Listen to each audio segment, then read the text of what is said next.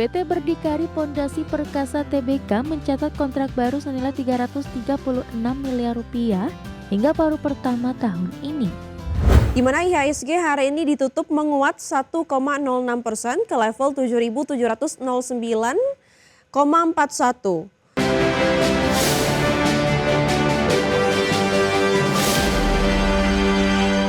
Emiten konstruksi PT Berdikari Pondasi Perkasa Tbk yang berkode saham BDKR berhasil meraih kontrak baru senilai 336 miliar rupiah sejak awal 2025.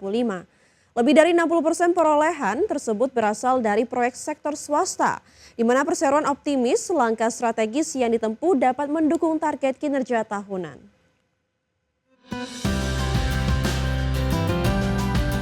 PT Berdikari Pondasi Perkasa Tbk mencatat kontrak baru senilai 336 miliar rupiah hingga paruh pertama tahun ini. Sebagian besar yakni lebih dari 60% berasal dari sektor swasta. Persero menilai kontrak ini sebagai modal penting untuk menggenjot kinerja hingga akhir 2025. Hingga kuartal kedua 2025, BDKR telah membukukan pendapatan mendekati 199 miliar rupiah. Persero menetapkan target pendapatan tahunan sebesar 500 miliar rupiah dan optimis dapat tercapai. Berbagai langkah strategis disebutkan sudah dipersiapkan untuk mendorong realisasi target tersebut. Dalam Public Expose Live 2025 yang berlangsung Selasa 9 September, Direktur Operasi BDKR Tam Franciscus menegaskan kondisi keuangan perseroan tetap terjaga. Meski menghadapi berbagai tantangan, perusahaan akan fokus pada strategi bisnis yang sudah ditetapkan, baik proyek swasta maupun pemerintah, diharapkan dapat memberi kontribusi bagi pertumbuhan perseroan. Dan Franciscus juga menegaskan BDKR optimistis menghadapi kondisi makroekonomi dan geopolitik yang penuh ketidakpastian.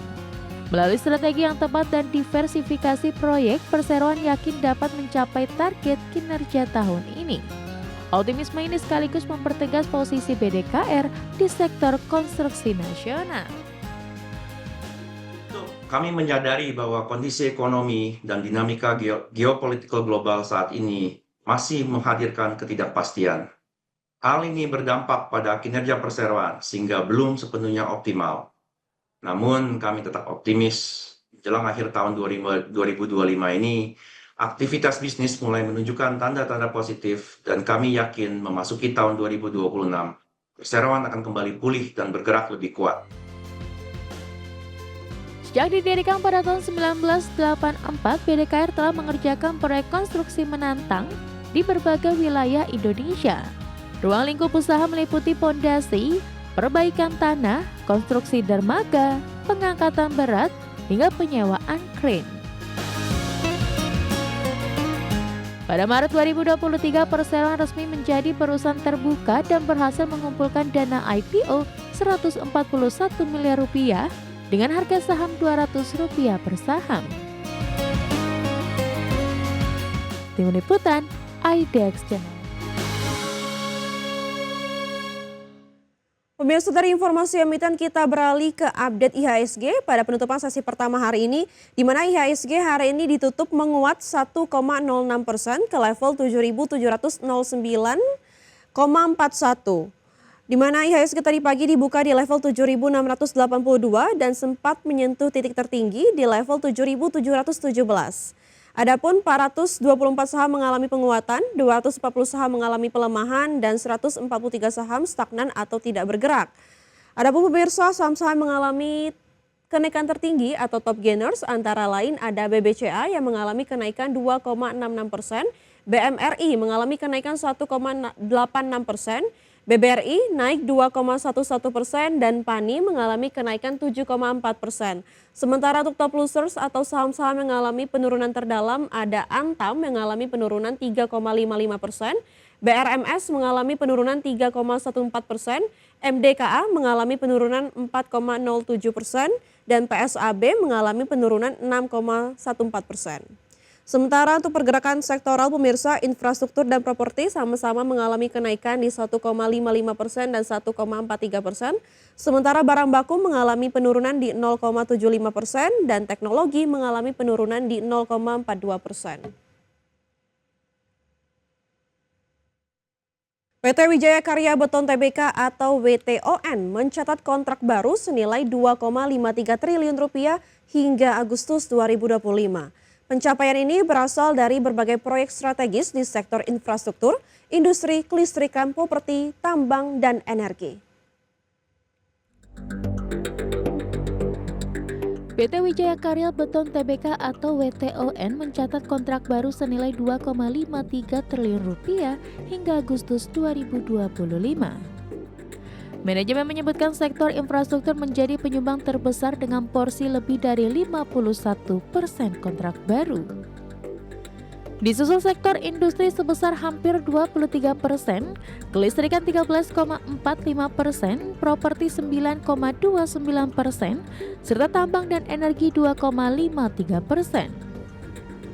Beberapa proyek strategis yang digarap antara lain pengiriman produk untuk pembangunan Ciputra World Mall Makassar dan jembatan akses utama IKK Karawang. Selain kontrak baru, WTON juga mencatatkan pendapatan 1,57 triliun rupiah hingga kuartal 2 2025. Produk beton pracetak masih menjadi lini utama yang menopang mayoritas pendapatan perusahaan. WTON juga memperluas portofolio mulai dari kuari, beton pracetak sentrifugal dan non-sentrifugal, ready mix concrete hingga jasa instalasi. Adapun manajemen menegaskan fundamental bisnis Wika Beton tetap solid meski di tengah dinamika industri konstruksi nasional. Konsistensi pencatatan laba sejak 1997 disebut sebagai bukti kekuatan bisnis perusahaan. Hal ini sekaligus memperkuat posisi Weton sebagai pemain utama dalam pemenuhan kebutuhan pembangunan infrastruktur di Indonesia. Berbagi sumber, IDEX Channel. Ya pemirsa, emiten properti PT Pantai Indah Kapuk 2 Tbk yang berkode saham PANI menargetkan target marketing sales senilai 5,3 triliun rupiah pada tahun 2025. Hingga pertengahan tahun ini, PANI baru mencapai sekitar 22% dari target yang ditetapkan. Untuk mengejar kekurangan, perseroan telah mempersiapkan sejumlah strategi utama.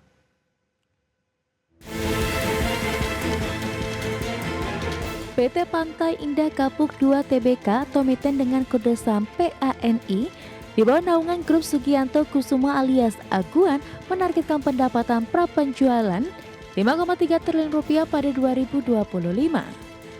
Namun hingga semester pertama PANI baru membukukan 1,2 triliun rupiah atau setara 22% dari target. Perseroan menilai pencapaian tersebut masih sesuai ekspektasi dan masih ada ruang pertumbuhan hingga akhir tahun. Direktur PANI Yohanes Edman Budiman menegaskan pihaknya optimistis dapat mencapai target marketing sales 2025. Optimisme ini didukung kondisi makroekonomi yang relatif stabil serta kebijakan moneter yang dipandang menguntungkan sektor properti. PANI yakin strategi proyek dan infrastruktur yang sedang berjalan akan memperkuat daya tarik pasar dan meningkatkan penjualan. Jadi sampai saat ini dari sisi manajemen masih berusaha untuk bisa mencapai target yang telah ditetapkan sebesar 5,3 triliun. Hal yang menjadi pertimbangan kami adalah pemerintah akan menggenjot pengeluaran APBN semester 2 tahun 2025 sekitar 2.121 triliun yang diharapkan bisa meningkatkan daya beli masyarakat dan tren penurunan suku bunga BI yang telah 2 kali turun dari 5,5% menjadi 5% diharapkan menunjukkan tren positif terhadap perekonomian nasional.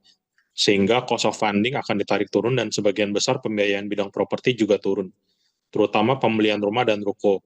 Kami harap hal ini dapat menjadi faktor pendorong minat investasi dan pembelian masyarakat terhadap properti hingga akhir tahun.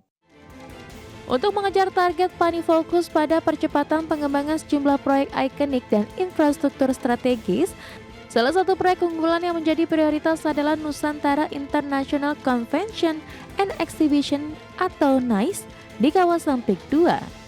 Fasilitas ini diharapkan menjadi magnet baru bagi aktivitas bisnis dan pariwisata di wilayah tersebut. Direktur PANI Arthur Salim menjelaskan bahwa pembangunan tahap B dari proyek NICE sudah selesai dan resmi digunakan pada 30 Agustus 2025. Sementara tahap C sudah rampung dan siap digunakan pada pertengahan September. Adapun pembangunan tahap A ditargetkan tuntas pada akhir 2025 sehingga keseluruhan proyek bisa beroperasi penuh. Di sisi lain, PANI juga turut menggarap proyek strategis Tol Kamal Teluk Nagaraja atau Katarja bersama konsorsium yang melibatkan Salim Group, Agung Sedayu, dan PT Duta Geraha Karya. Tol ini targetkan rampung pada 2026, namun beberapa ruas sudah bisa dibuka tahun ini. Infrastruktur tersebut diharapkan mampu meningkatkan konektivitas kawasan PIK 2 dan meningkatkan nilai properti. Tim Liputan, IDX Channel.